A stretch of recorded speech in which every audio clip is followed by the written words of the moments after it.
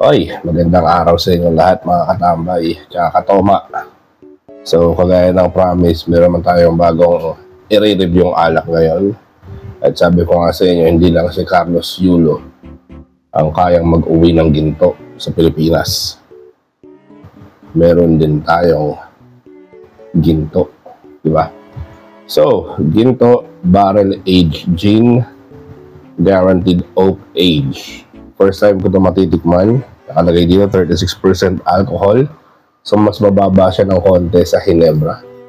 Pero for sure, joy ba yung tama na ito? So tikman natin kung masarap, okay?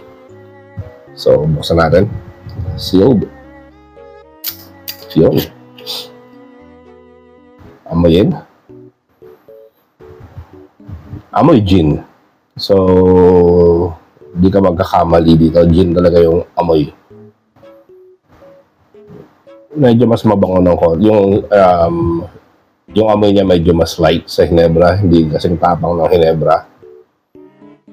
Pero okay, tolerable. Tolerable yung amoy niya. Tikman natin konti.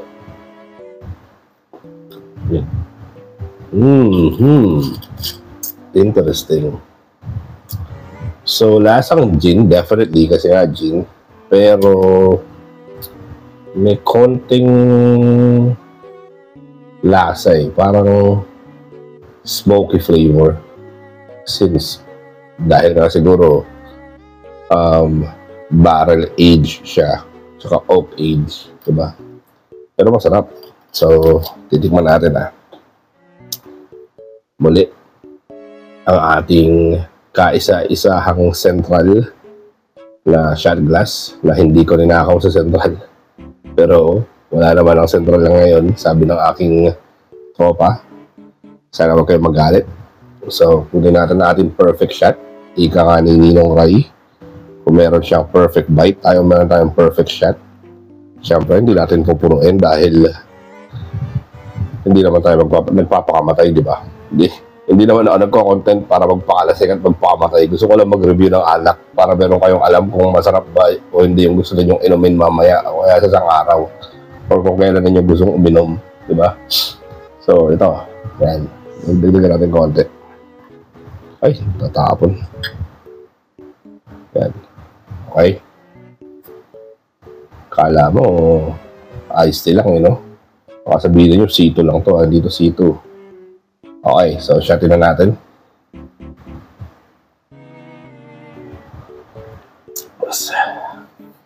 Damn. Uy. Iba. Swabing swabe. Wala siyang wala siyang hagod na matindi, hindi katulad ng ibang gin. Tapos may aftertaste. Tapos masarap yung aftertaste. Siguro mga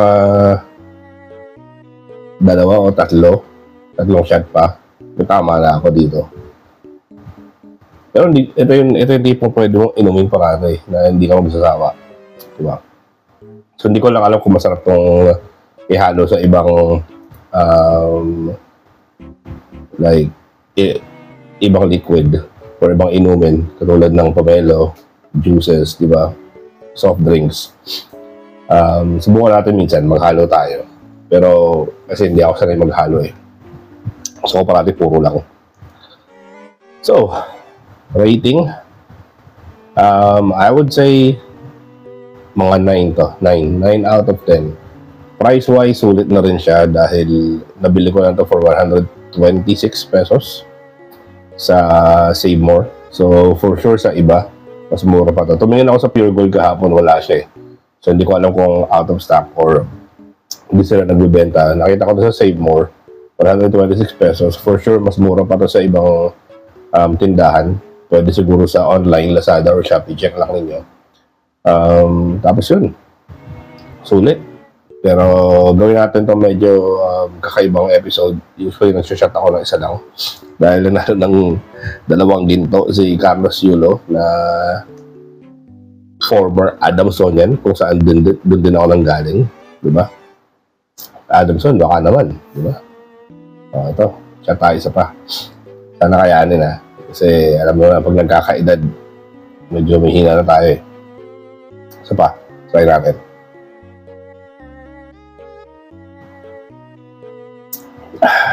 Perfect shot. Nakadalawa tayo doon. For sure may hila ko nito. Anyway, so 9 out of 10. Ginto, 126 pesos. 36% alcohol content. Ayan na, tumatama na. May tama na ako. Try ninyo bilhin. For sure, di kayo magsisisi. Para sa presyo niya, panalo siya. So, ginto, or ginto, kung paano man siya i-pronounce. Kung gusto niyo ng promoter, nandito lang ako. Di ba? Tapos, ano ba? Mag-comment lang kayo kung anong alak yung gusto ninyong next natin na i-review. Tapos, try natin bilhin. Okay, lalo na ako may budget. Huwag nyo naman ako hihirita ng Blue Label. Wala ako 20 mil pa. Diba? Kung gusto nyo akong uminom ng Blue Label, edi mag-subscribe lang kayo na mag-subscribe. Diba? Kaya share share to. So, see you next episode. And kagaya ng parati natin sinasabi dito, enjoy lang natin ang buhay dahil mabilis lang ang buhay, parang tagay, okay? Bye-bye.